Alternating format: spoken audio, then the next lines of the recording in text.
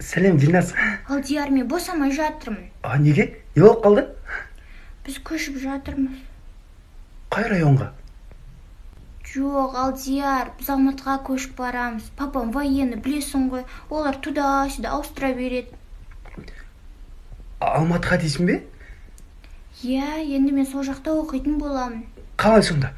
Екеуміз бір партада отырмаймыз бе енді?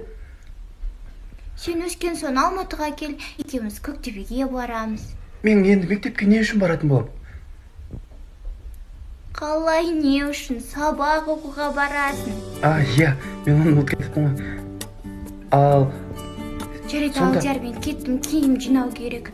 Алматыға жеткен соң звондаймын.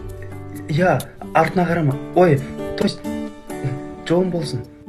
Жүрегіміз жақын алыс арамыз тек, топ адам көрсем сені қаламыз деп.